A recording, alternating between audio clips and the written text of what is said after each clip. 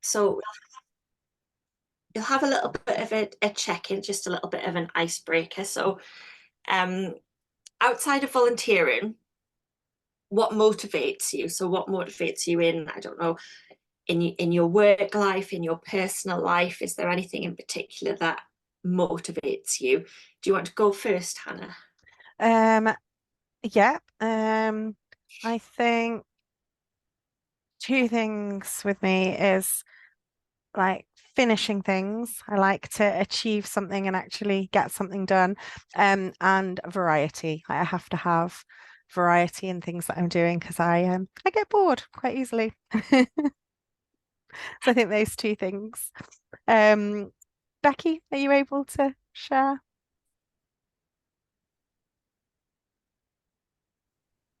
Oh, are I you? think. Can you hear me? Yes. Yeah. I feel your pain, maybe, Hannah. I need variety in my life, and that very much in my job, even though that's taking a little bit of a different direction at the moment. But yeah, I definitely need variety. Um, Being busy is kind of a motivation, which is a strength and a weakness at the same time. I like to be busy, but then I'm not taking enough time for myself. But then this is for myself in a odd kind of way. I like to engage with people. I like to talk to people. I like to be social. I'm a marketeer by trade, um, so I just feel that my skills kind of relate to what we're doing, and that is busy and productive, and like you say, finishing of tasks. And but I think on the whole, just being around people, meeting new people. It's one of the most scariest things I think that you can do is actually meet new people at times. But I just like to talk to new people as well. Amazing. Thank you. Flick, are you? Yeah, the first thing that came to my mind was my 2-year-old. Partly because he's basically my boss. Um, Yeah. so I have to kind of meet all of his demands, but also because obviously that's such a fabulous age. So he kind of just really excites me being around him, dancing with him, the funny things that he says and does, and that's what kind of motivates me to do most things. And what I absolutely love is that it motivates me to get in touch with my inner child, which I feel like for quite a long time I, didn't really know was there. I'd kind of forgotten about her. So, when I'm running around the house being a dinosaur or jumping on a bed or whatever, it really brings, brings out the best in me, I think. Oh, that's lovely. And Daniela. Yeah, so I think what motivates me the most is having a challenge. I love problem solving, so challenges are quite motivating for me and learning new things. I love I knew yeah, you were going to say that. always learning. If you know Daniela at all, you would know that learning is top of her list Yeah, of. it is. It's a big motivation for Yeah. me. So now we've got that out of the way, and we know each other a little bit better. We'd really like to tell you about NCT baby first aid courses. Yeah, so each time we have one of these sessions, we like to sort of let community builders learn a little bit more about an aspect of NCT or something that volunteers can do or run within the organisation. So today we want to talk about baby first aid courses. And this is a service that volunteers run, which fits really nicely into NCT's mission by helping people, parents, as become feel more confident and safe in their parenting journey. And our first aid courses, as well as being that parent support, are also an important source of fundraising for branches and the charity.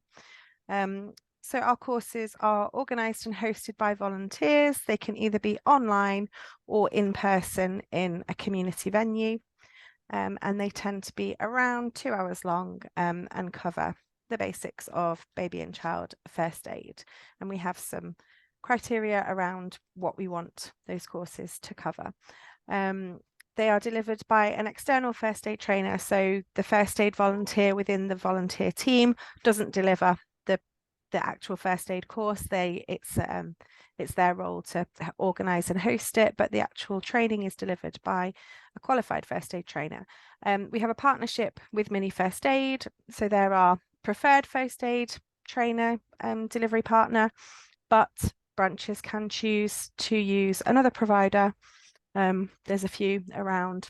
You might have heard of Daisy First Aid, and then there's some other smaller independent ones.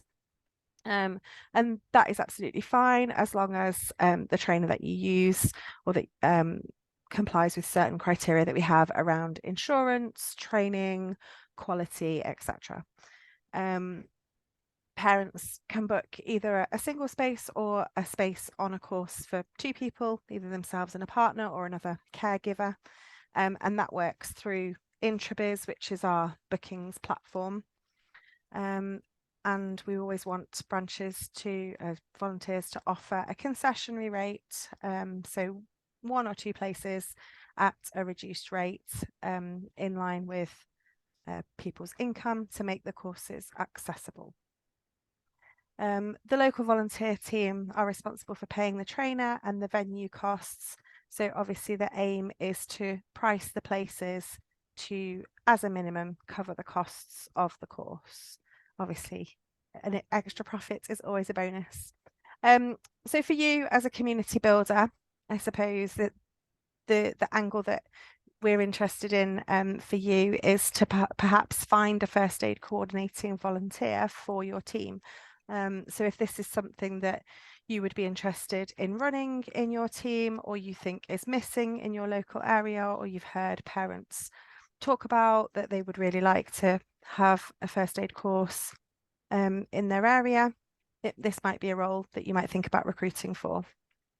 It's a really nice role for for lots of volunteers. It's really flexible. It's an admin-based role that can be done, most of the volunteering from home, and fits around your other commitments, like all of our NCT volunteer roles. If you wanted to run in-person courses, the first aid coordinator ideally would be at the course at the start and at the end to welcome parents and tell them a little bit about NCT and how they could get involved in volunteering perhaps, and just that welcoming role.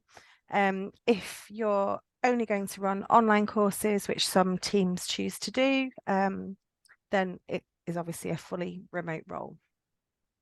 And what you would be looking for, and if you were going to do some recruitment for a first aid coordinator, the things that you might want to include in that recruitment is the main tasks are liaising with the trainer and booking the courses.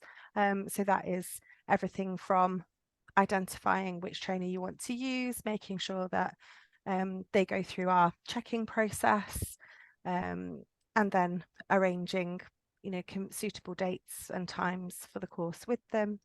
If it's going to be an in-person course, it's sourcing a venue, thinking about accessibility, price, and again checking certain health and safety standards with us, and then setting up the course and the tickets and doing a bit of admin on our booking system. And then of course there's some parent inquiries booking, so sort of a customer service side of it. We do, with first aid courses, sometimes have people that need to cancel or change them at the last minute because of obviously the nature of our audience for first aid courses. They're often expectant parents or parents with young babies, so we know that things can happen. So the first aid coordinator often has to deal with a bit of juggling, rebooking, cancelling, etc. And then working with you as the community builder to publicise the course and make sure those places get sold. And then once the parents have booked on, the next important thing is making sure that parents have details of how to get there, where it's going to be, all the details of the course, any prior information that they might need, and if it's an online course, making sure that everyone has the Zoom link and knows how to join and all that kind of stuff.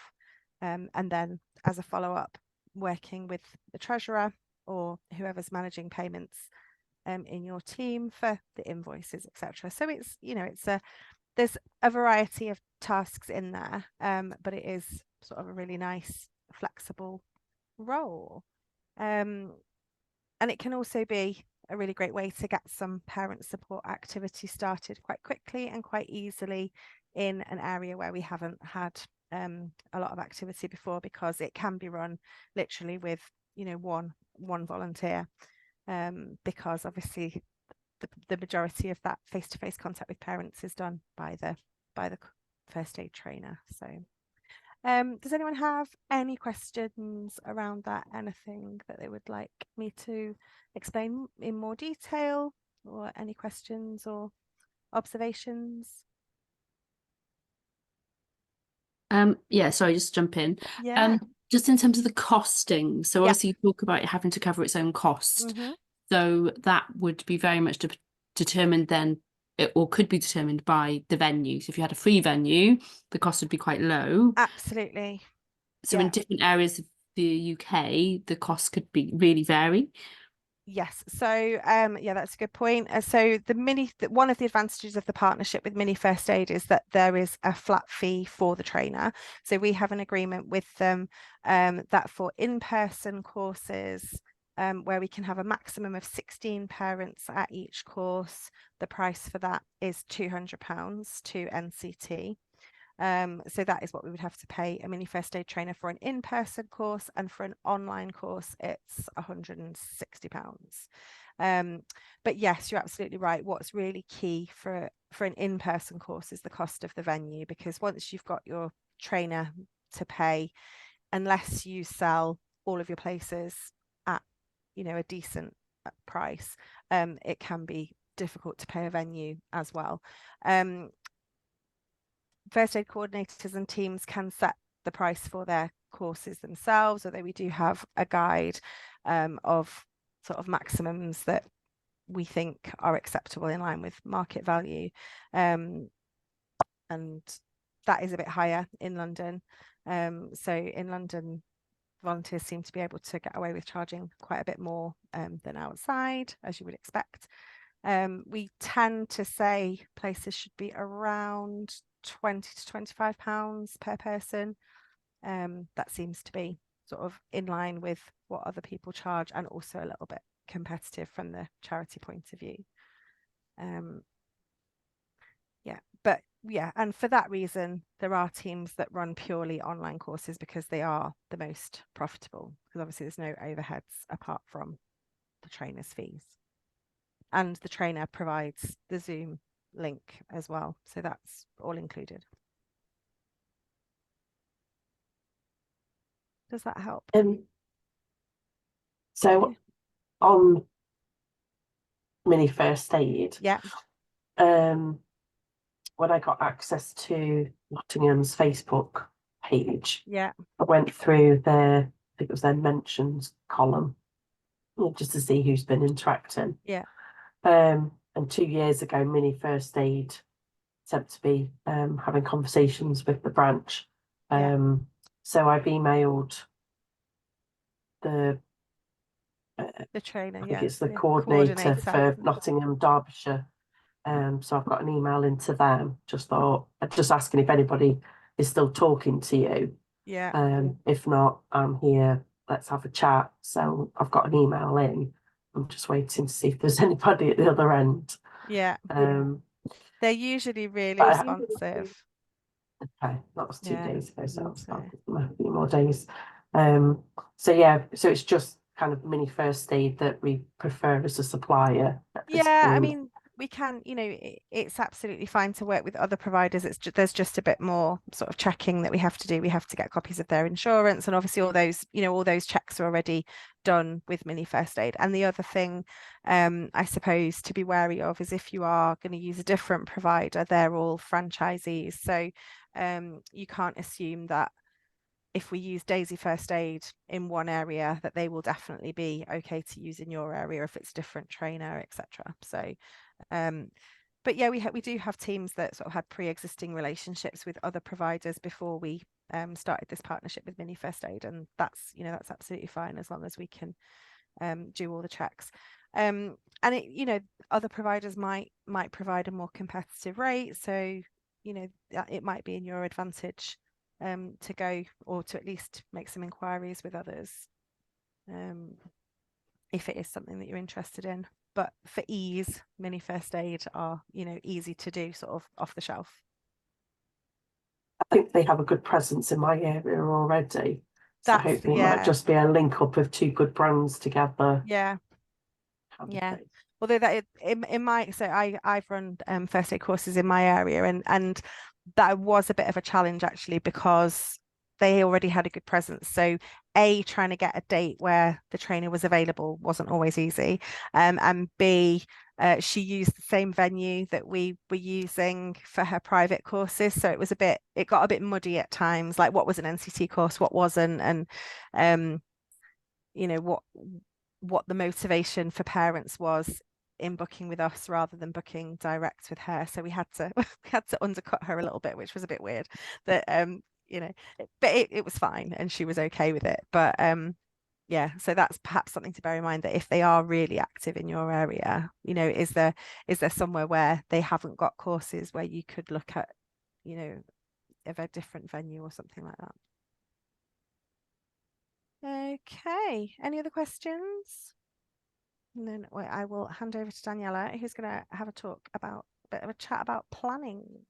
Yeah, so this kind of session works differently depending on how many people you have, because all of our community builders are in different parts of their journey as a volunteer. We've got some volunteers who've been a community builder for almost a year, and then we've got other community builders who are fairly new into the role. So these kind of this part of the session can vary depending on who we have on the call, but obviously people will watch it back. So certain parts might not be applicable to you if you've just started as a community builder, but some parts will be if you've been volunteering for quite a while.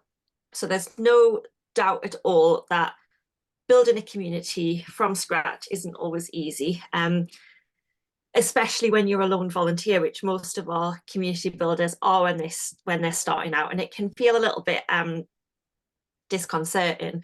But if you are feeling overwhelmed as a volunteer, you're really not alone, because most of our community builders feel like that when they first start. You probably have lots of questions about your role and what you're doing in your area, and depending on whereabouts you are in your journey with us, you've possibly received a few emails from us which sort of have the basics to give you a bit of an idea of what you can expect in your role. And we thought, because it's January, that it's a really good time for community builders to start revisiting or visiting their community building strategies, because a lot of people in January want to start volunteering. They've had you know, their new year. A lot of people make New Year's resolutions, but quite a lot of people, they want to support charity, they want to help out. So January can be really good to sort of start your community building. And as a community builder, you kind of are the catalyst for action, and you're the bridge between people who want to see and make a difference. And the first step, I guess, for you is to do some planning. Obviously, we don't expect anybody to do 12 months worth of big action plans, because nobody knows what's around the corner. You know, tomorrow you could get loads of emails from volunteers who want to get involved, and I guess your journey might be very different to how it would be if you didn't have any volunteers helping. So we don't want you to plan too far in advance, but doing a little bit of planning is always quite helpful. So we invite our community builders who, I guess, have been with us for a while to kind of go back to the beginning a little bit, because it may be a while since you've had your first getting started email, which I think both of you have kind of recently had your first emails from us, where we've asked you to do some sort of research in your area. And I guess some questions that we kind of have for you are there any particular, and you might not be able to answer these questions, but are there any particular aspects of the role so far that you feel you need some more support with. Maybe you don't feel that you've had enough information from the emails, or you might have wanted some more emails when they've finished, or is there anything so far that you found isn't working in your area that you've tried, which you may not be able to answer because you're not quite there yet? And that's fine if you don't have an answer to either of those questions. That's completely fine. I suppose at the minute I need to I need to get out more, which is coming in a way. I work and live from home a lot of the time, so that I've already sort of thought about being confined in this space for the large majority of my time. I have been getting out and about. I've just placed my first poster today. Yeah. So I've been Where going did you to choose for your first poster? it was the Stay and Play I go to every Tuesday. Excellent. It's a different town that I go to, but she is an independent children's store with an area upstairs for stay and play type things and gatherings. And she does kind of focus herself on her website saying there's an NCT meetup place as well. So I kind of use that angle with her Excellent. because she promotes it as well. And I've gone to that place with my NCT group. That's where half of us have met up every Tuesday since May last year. So I've just given her my poster. So she did say that so I printed it in A4 and I think it's an A5. She did say that sometimes that you could leave leaflets, but she would charge £5 for having a stack of leaflets and stuff. So I suppose at the minute, I said I don't know anything about the money side of it. At the moment, we're only just like starting as a branch, as far as I know. Yeah. So she was okay with putting the poster out. But I think I've just kind of, like I say, I've realised I'm a little bit home bird. I need to kind of start getting out. But I'm also going to start using more of my social media. I was thinking of using LinkedIn as a profile for myself. I connect with a lot of people on past jobs and what I do as a trade. And I think that's a good avenue to use. And I need to start thinking about some comms from that perspective using LinkedIn. And I know everybody loves the brand. I think that's the thing. I know people love it, and everyone's always had a positive. I don't think I've heard any poor stories about NCT if they've been part of it. I just need to go and find them. Do you have a sense of what sort of support is lacking perhaps for parents in your area already, or is that something you're still working on? If anything, I'm still working on that because as I've said in a few emails recently, Nottingham's really quite proactive. There's so many groups, so many things for little babies and kids to do. There's loads of stay and play groups from different brands. There's the baby sign-in, imagination venues that you can go to. You still see an outpouring of mums looking for a place to go. And I think I see myself as the disconnect. There's so many choices. It's the conference of women going and meeting new people. And I think that's the difference that NCT makes, because if it wasn't for my NCT group, I would have been in isolation in my maternity leave, because I tried to connect with people in other groups. It was a very poor experience. Yeah, so what we hear a lot on that particularly is that parents really like Walk and Talk for that, because Walk and Talk is about them. It's not an activity for their baby. It's not a sing and sign or a bumps and babies group or something that's really focused on, an activity with your baby. It is a time where parents walk next to each other and have a chat perhaps about the baby, but not necessarily about the baby. So if that's an angle that you experience and you're hearing might be the same for other parents locally, maybe that's a good place to to start, maybe.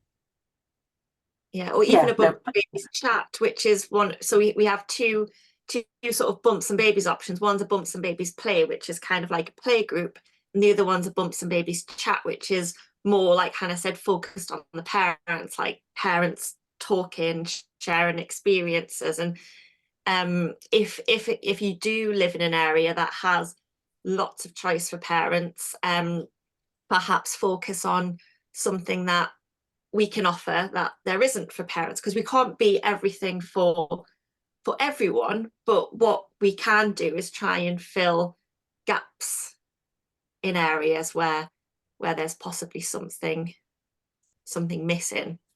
I'd be interested in the chat side of it, because I just see an outpouring of people. I'm a new mom, or my confidence isn't there, and the confidence level is just shocking. For women, who's just had a baby and wanted, because it's dating, isn't it? At the end of the day, come out, here I am. Yeah. I need to date new mums. Yeah. Kind of thing. It's terrifying. And I'm sorry, mums, you are terrifying. Beasts as well at times, I find. And I think the other thing is clickiness. I've tried to, because I'm an older parent, trying to connect with other people. Especially my town is horrific for clickiness. If you've not got a friend that's pregnant at the same time as you, you've got no chance of connecting with anybody else. And I did try with a few women, just even trying to make eye contact and saying, hi, I'm here. You could see their shyness of like, oh. And it's just, there's such a big area there that it is all about baby. It's also about mum as well. So I think I'm very much interested in the chat side and just trying to get mum to come out and say hi to mum. And I think everyone that I've gone to as a group, nobody greets you. You walk in there on your own, and nobody comes to the door and says hello, how are you? Just some kind of small talk, just maybe to introduce you to other people. And I think I think that is really well needed in some of these groups. Or I think that's something I want to try and do, like even the walk and talk. Whoever arrives, I'd want to at least greet every single person. Yeah, and that's really important. Part of our volunteer roles is that, the host of the walk and talk or the group or whatever, does have that sort of facilitation role of welcoming. And but I'm just thinking from the community builder angle, I think is it Tony Daniela has done some posts recently around that in Newcastle. I think he's gone back to our values of welcoming, inclusive, and has sort of created some social media posts around that, sort of helping people see NCT as this welcoming charity that supports parents, and not just about courses and childbirth. So maybe that's, if that's an experience that you've had as a parent in your area, Becky, maybe that's something to sort of start with in your social media campaign. Yeah.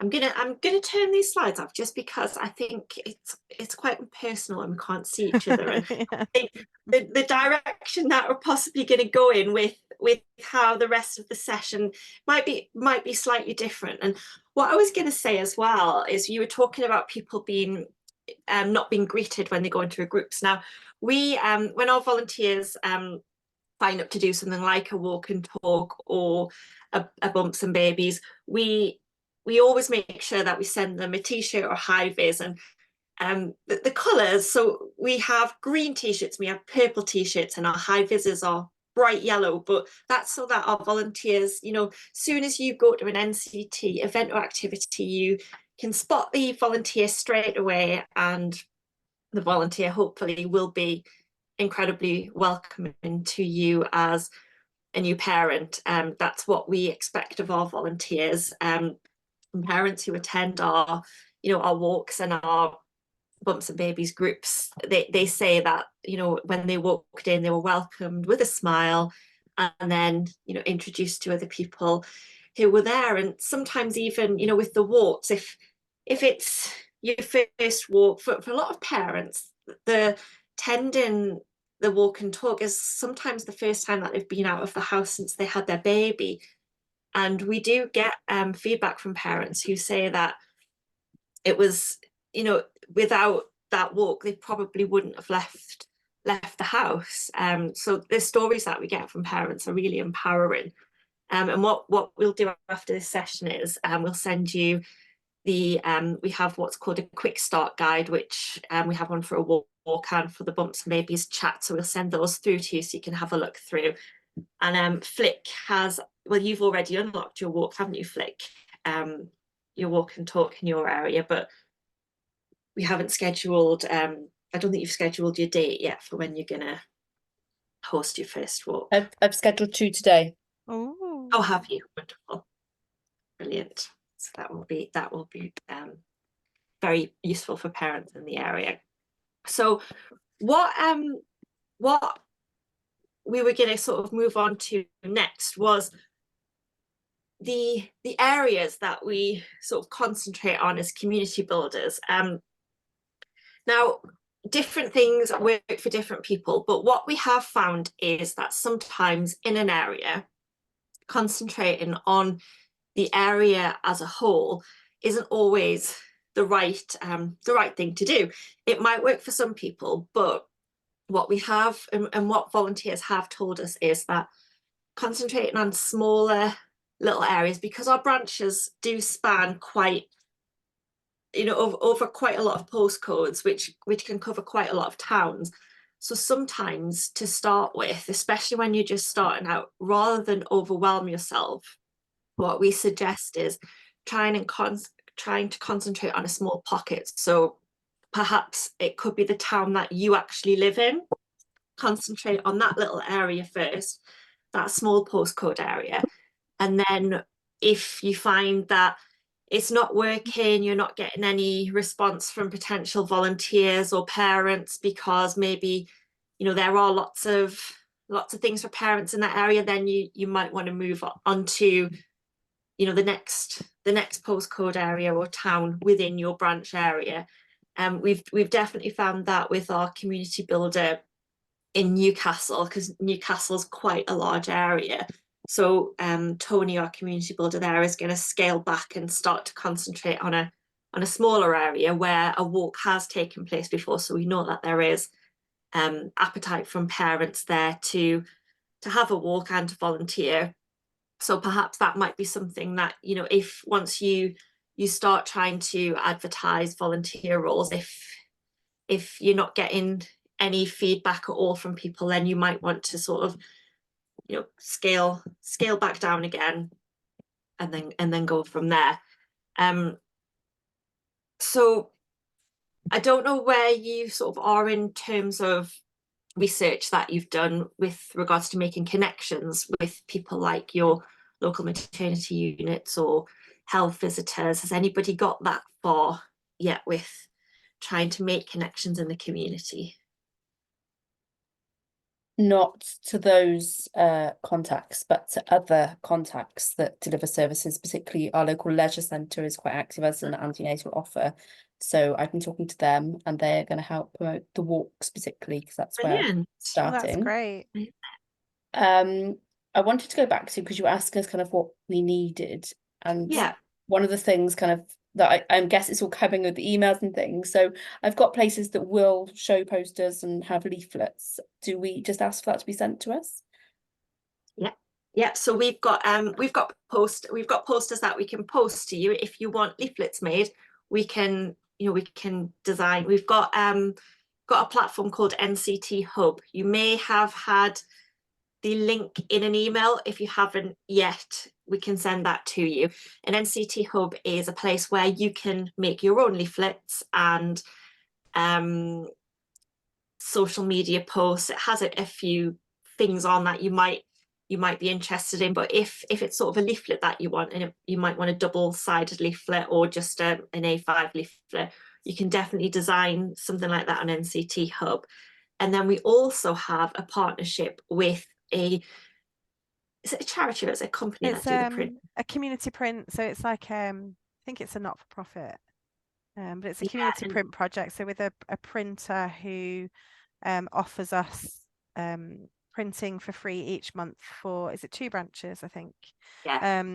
So if you if you design something, then you can enter it into, we call it a competition, but you submit it, and then 2 branches get picked each month for free printing.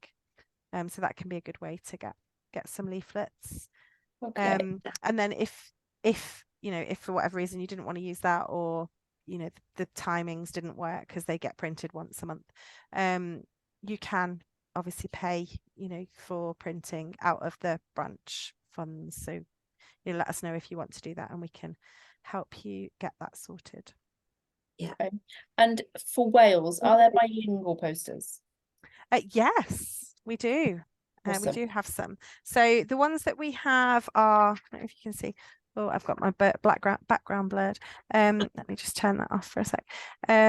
They are quite sort of generic. I will have to dig out the Welsh ones.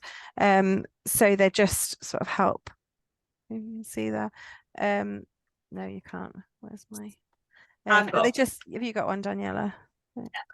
They're just sort of general volunteering posters. Oh, Daniela's got some there. I'll just stop my video by Like accident. that, but then we've got them in Welsh too. Yes. And then Excellent. we've also got, I think, Hannah, the role Yeah. description for the community volunteer in Welsh. We do. We need to update it a little bit. I mean, it's still fine, but it hasn't been updated since the new strategy. But it will be in the main still fine, I'm sure.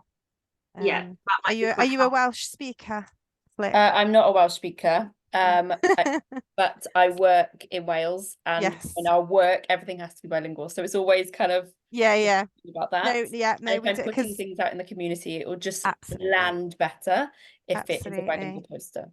I'm just digging through my drawer to look for. I've got one in Welsh, and I've got more, but I've just found one to hand.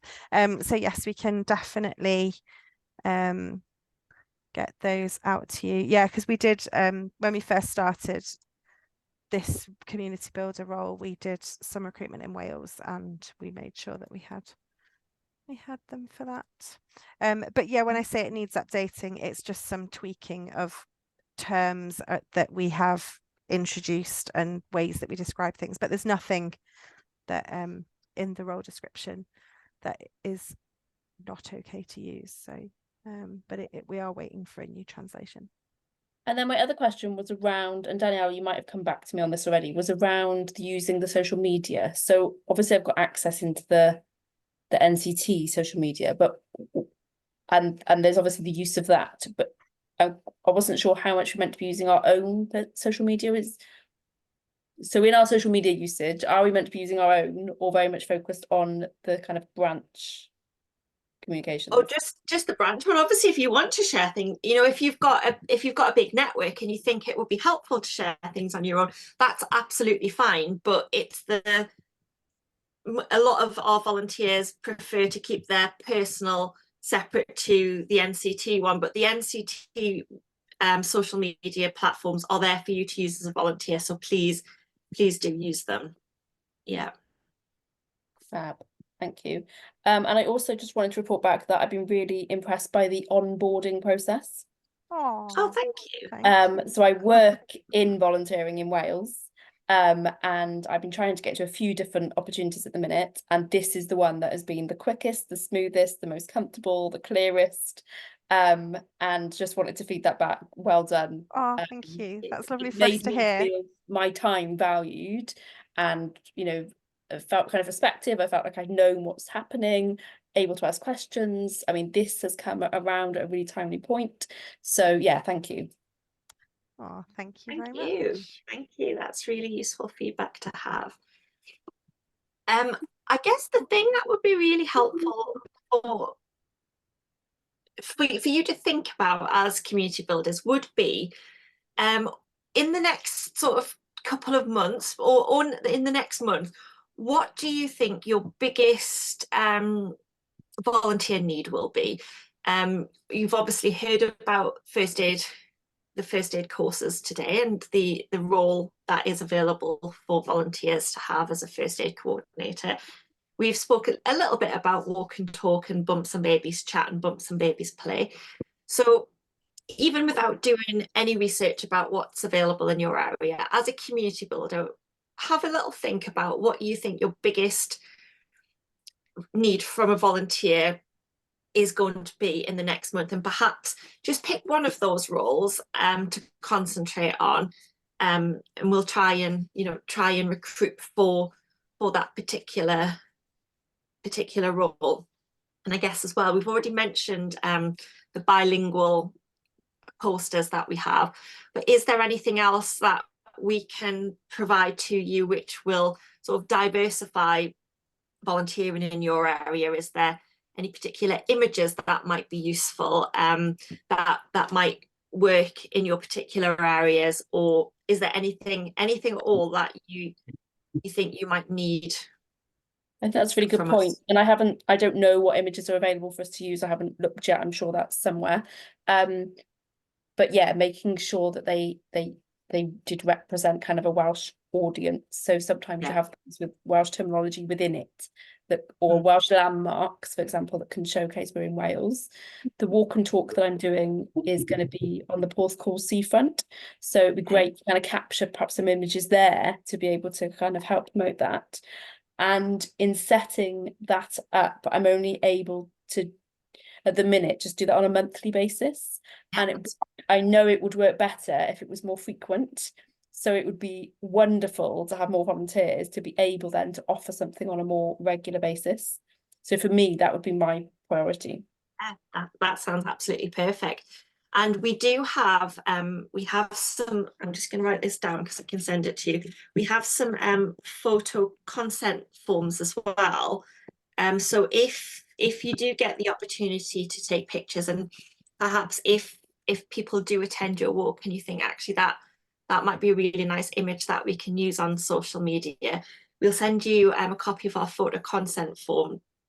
And anybody who is in the image, if you can get them to fill that form out, and then we can use that, and you can of course use that on your social media too, which would be wonderful, because as you say, something with a Welsh landmark on, I don't think we've got anything like that actually. I don't think we do on the hub, which is our media library. There might be some on Cardiff's page that could be shared on social, that you could reshare, so we could have a look through and see if they've got anything, because they've but yeah, and yeah, any sort of photos that you can take at events or are always a great way to publicize the next thing. And as Daniela says, obviously, consent is great, but there's also some ways you can take pictures of people from behind, or making sure there's no one's faces in it, and to save yourself some admin.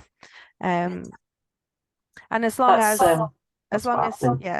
as parents give verbal consent, you can share on the branch social media. But if we were going to use something more widely, then we would need the written consent. Yeah. And Becky, have you had any initial thoughts about what you would like in your area? What kind of? I think kind of echoes Flick's thoughts. The walk and talks, because that was the first thing I went to have a look in my area, and there wasn't anything. So I felt a bit disheartened at that point, because I thought, I've gone through an IVF journey, and a lot of the it was just before COVID. Literally, we had a referral on lockdown day, so I couldn't do any walks and talks, which we were just about to start doing.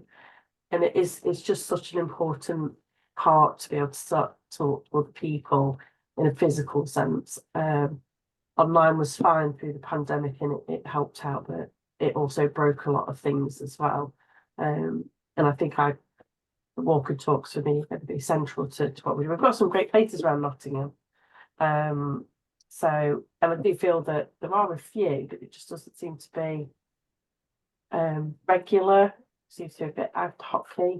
Yeah. And I think with the NCT brand behind it, I hope maybe we can get some stuff going. So I think the Bumps and Babies chat and the walk and talk would most probably be my focus going forward.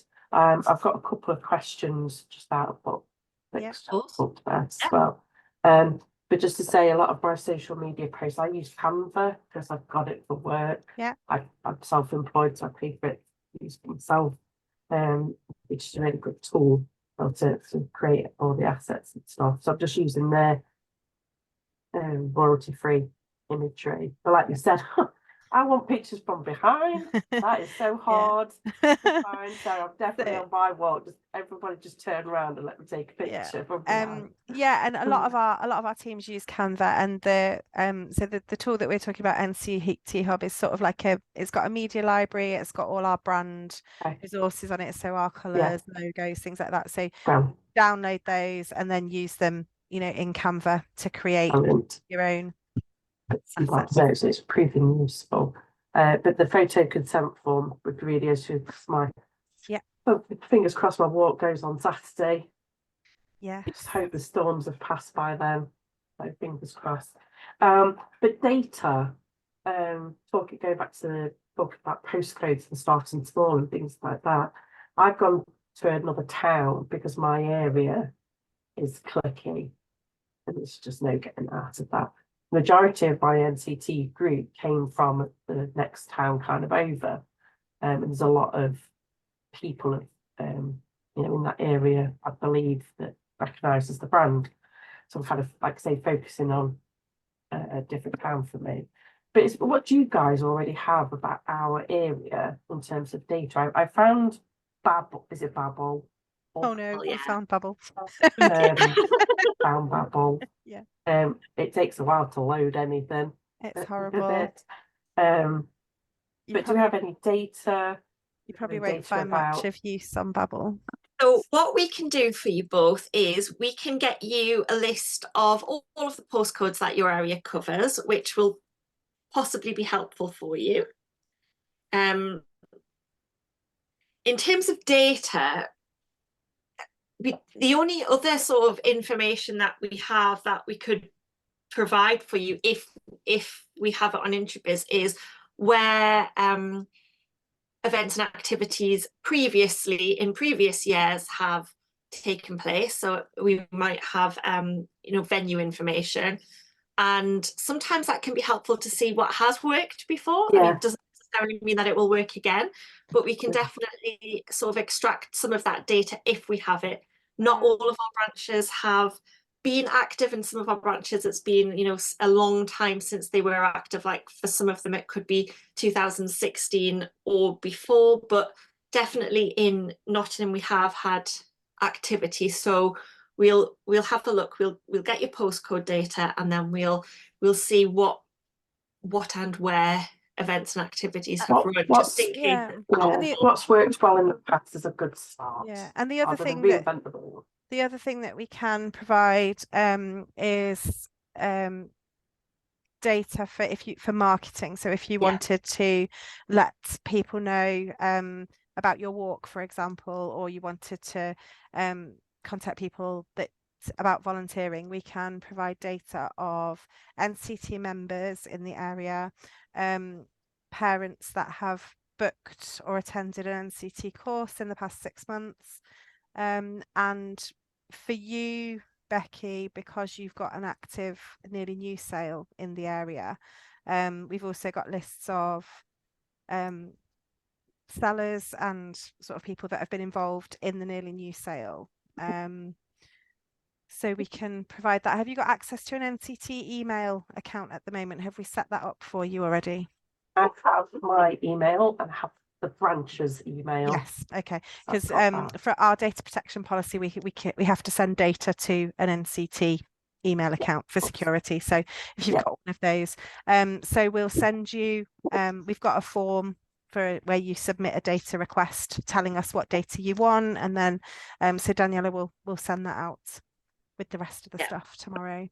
Click, obviously we can send that for you as well, but we won't have the Nearly New sale stuff because that that hasn't been active in your area for a while. If you have antenatal courses running in your area, the other thing that you can request is to be put in touch with practitioners who run courses in your area as well. And then they Because I can thought, obviously cascade things to their groups. And so I think they're going to be invaluable, really, just to really try and start getting the word out that, you know, the branch is back and Yeah. living again. Come and do it. So yeah, I and think I remember looking for myself and I just went away because nothing was there. and it's really nice for the practitioners as well to be able to sort of be able to hand their cohort over, say, right, well, now there's, you know, there's support in the community. You're not going to have your, you know, your group with me anymore, but you can go to this walk and talk, or, you know, sort of there's a bit of continuity. And the other thing that came up the other day, everyone keeps wanting Northampton, and because Nottingham's must be close on a drop down, I keep like getting these little things coming in, like, oh no, it's not for No. you, it's Northampton. But at least it's showing different things. So you practitioners that are live and doing, Yeah. and there was a practitioner, Oh, a student one. the student ones, that was Yeah. it. Whether or not conversations could start this year, ready for that, because like you said, it's going to take time for funding and all that kind of stuff. So I thought, well, actually, can we not just get, hi, I'm here, chat, you know, here when you're ready type thing, and just do those kind of instructions. Was that a breastfeeding student? So it wasn't a breastfeeding student, it was just an antenatal practitioner, but she's going to set up a Bumps and Babies when she qualifies in September. But unfortunately it was then the wrong area. Oh no. But never mind. What our NCT College tend to do once a year when they're releasing places for the courses, they get in touch with us and ask, you know, for our local branches to advertise the places. So when hopefully when they're going to start advertising for the new cohort, that's when you can advertise the places, but then say, you know, there's also an opportunity for you, even when you're a student, not just when you've qualified, to run something like Bumps and Babies group. We have that, don't we? In Brighton, we've got 2 students that are running a Bumps and Yeah. Babies group, and it's great for them as well because it means they get that, you know, that practice, but also they've got an audience ready for when they start their antenatal teaching. Yeah. So yeah, there's definitely lots of scope for you as community builders too. It's just I guess if we could give you one sort of recommendation, it starts small. Don't expect to have a fully functioning branch in a couple of months, because that's just not realistic. It could happen, but we don't want you to burn out either as volunteers. We want you to do what's manageable for you. And I know we've gone a little bit off piste for this session, but I hope what we have covered has been useful for you. And I guess as well, if you've got any questions, or you just want to have a chat and talk something through, we're here. This is what we're here for. It's our job to support you in your role, and no question is silly. We love questions. We love it when you email us in with a list of questions that we can answer it and support you as volunteers. So please do. That's good, because I keep getting worried about the amount of questions. don't. That's good to know. No. We get worried when we don't hear from new community builders for a while. So we'd rather you send all your questions all in one go, or one every day. It's fine, whatever works for how you work. Yeah, and do use the Teams channel as well. You've got your other community builders in there as well. You know, if we can get some more engagement going in that too, because I think some of our community builders are quite quiet, but I think if somebody starts the conversation, then they will get involved. And there's some really you know, some really positive things as well. Like I know Emma in Stratford, for example, went along to a volunteer fair, and you know, she said that wasn't very helpful in itself. There wasn't a lot of volunteers there, but what it was great for was that she managed to speak to other agencies and then made some connections and went to a different event, and you know, then she found a free venue, and now she's got Bumps and Babies. So you know, that when you were saying, Becky, earlier about, you know, you need to get out of the house more, like those 2 sort of angles, the social media but also those in-person conversations and connections, if you can manage both of them together, that's really the way to crack it. Yeah. So, And you just said, was it a Teams channel? yes. Yes. I missed something. Are you not Uh, on that yet? we It could will be that we just haven't. added you to it yet, or Just sometimes people get on it and then drop off somehow. So we will double check that and Yeah, invite I'll you to it again. I know that there's a Facebook group for volunteers of Yeah. NCT. We have a I've seen- Teams channel just for community builders. Uh, So we'll double check. I think Yeah. Flick, we've added you to it, haven't we? I've seen a link, but I haven't followed it to join it, so I need to find that again. It's fairly quiet in there at the moment, but we do post sort of resources and things in there, so it can be quite handy just to keep an eye on in between sessions. And then we hold these every other month, so there'll be another one in March. And we tend to sort of vary the times. Sometimes we hear from people that evenings work better. Recently we've been doing them in the daytime, but so we try and vary it. So look out Yeah, for we've that. tried for a variety of topics as well, but usually give you a chance as community builders to talk and connect when there's more people on the call. But I think because you're both fairly new community builders, it's worked quite well not having the structure that we normally have, and giving you a chance to ask questions as well.